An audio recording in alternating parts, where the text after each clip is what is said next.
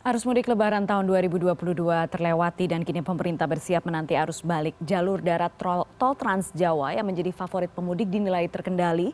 Selama masa mudik ini, Presiden Jokowi juga mengklaim arus mudik berjalan baik.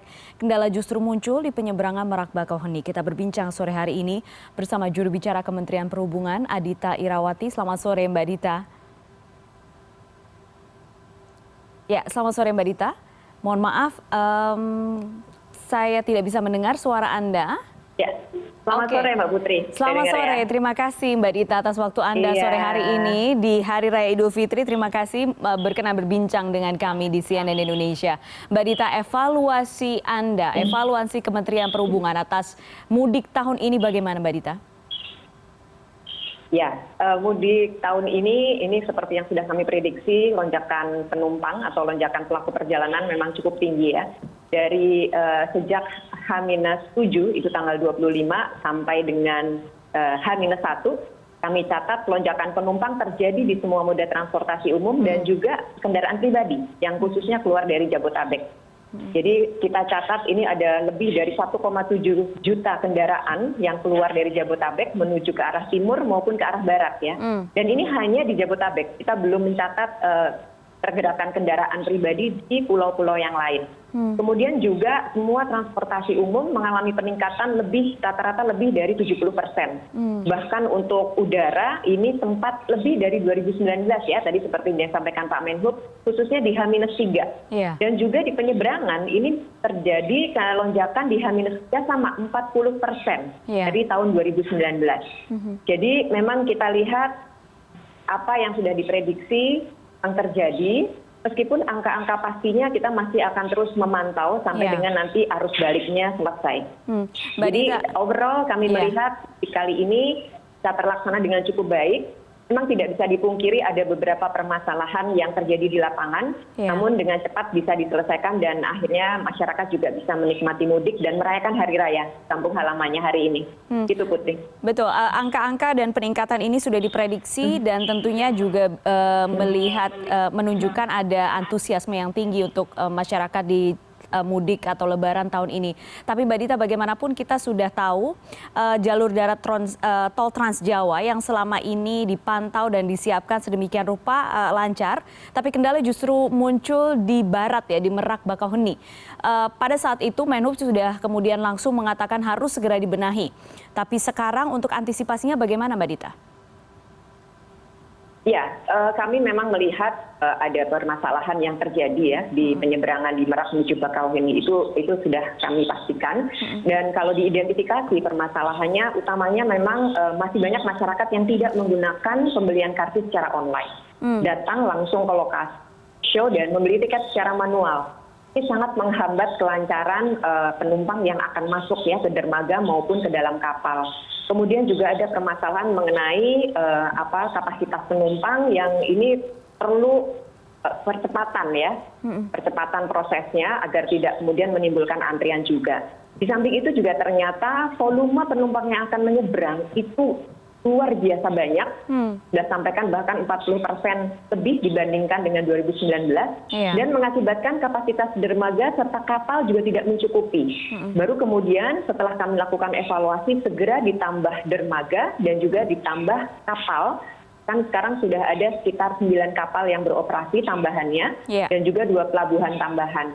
Jadi ini juga yang nanti di arus balik akan kami jadikan acuan untuk mengendalikan penumpang yang bisa dikatakan nanti volumenya setidaknya sama. Kalau bisa tidak dikatakan lebih banyak ya, karena biasanya kalau arus balik malah justru ada tambahan penumpang gitu.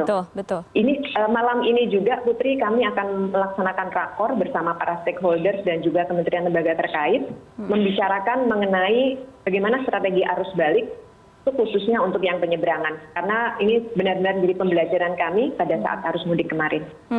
Sekalipun banyak yang memprediksi pola balik biasanya tidak bersamaan, tapi tetap ada kekhawatiran gitu ya Mbak Dita ya. Jadi memang betul-betul diatur terutama untuk arus balik dari Bakauheni ke Merak ya.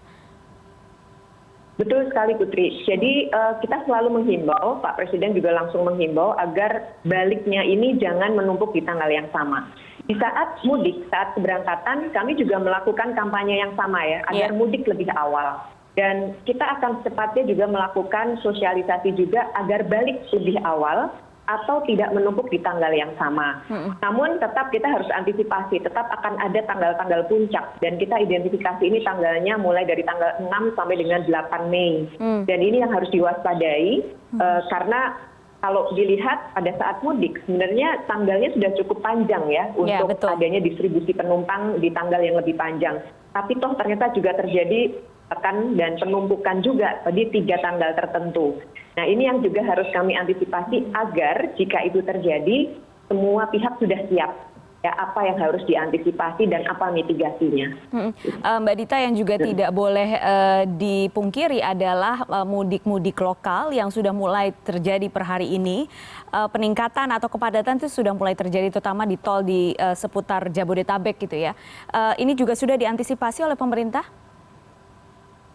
Ya betul sekali Mbak Putri. Jadi dari beberapa pola yang kami lihat di Lebaran maupun juga di Tahun Baru, selalu yang namanya pergerakan di aglomerasi itu juga terjadi tinggi. Khususnya hari ini kami juga mendapat laporan tol di elevated toll di MBZ itu juga sudah mulai padat. Kemudian arteri yang ada di Nagrek juga sudah mulai padat. Kami melihat memang ada kecenderungan masyarakat sudah mulai melakukan silaturahmi lintas kota. Tidak terlalu jauh, tetapi di dalam kawasan aglomerasi.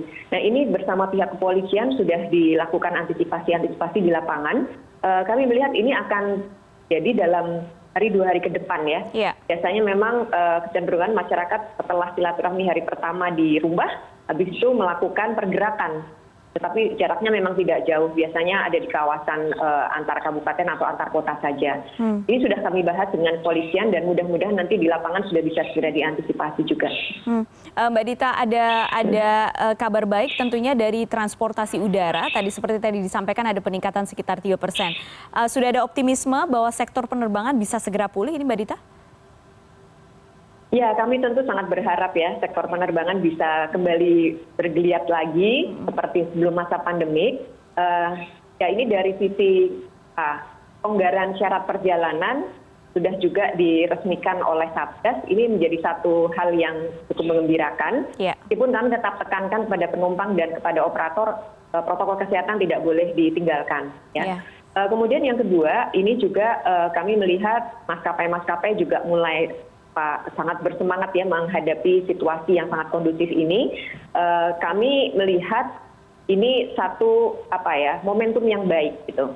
Jadi kalau nanti setelah selesai Lebaran ini kita tidak mengalami lonjakan kasus yang ya, kita melihat bahwa sebenarnya punya pola bagaimana perjalanan di transportasi umum bisa kita teruskan dengan apa yang sudah kita lakukan di masa mudik ini. Dan tentu ini tidak lepas dari partisipasi masyarakat ya. Tetap harus protokol kesehatannya tidak boleh ditinggalkan, mematuhi semua yang sudah ditentukan dan juga menggunakan aplikasi Peduli Lindungi. Jika ini nanti aman gitu ya, tidak menemukan kasus yang tinggi, kita berharap bahwa penerbangan khususnya tetap akan bisa seperti sekarang, bahkan mungkin akan lebih baik lagi dari masa sebelum pandemi. Ini satu kabar gembira Putri, tetapi tentu kita perlu tetap hati-hati dan kami tetap wanti-wanti kepada operator jangan lengah, tetap harus tegas juga melakukan pengawasan prokes kepada para penumpangnya. Baik. Kita sekarang akan menunggu nanti apakah kemudian ada perubahan strategi atau penambahan strategi baru yang akan dilakukan pemerintah mengantisipasi arus balik gitu ya Mbak Dita. Tapi terima kasih sore hari ini sudah berkenan berbincang. Kami ganggu sedikit waktunya ketika berkumpul dengan keluarga. Terima kasih juru bicara Kementerian Perhubungan Mbak Dita Irawati. Terima kasih. Terima kasih. Selamat sore. Selamat sore.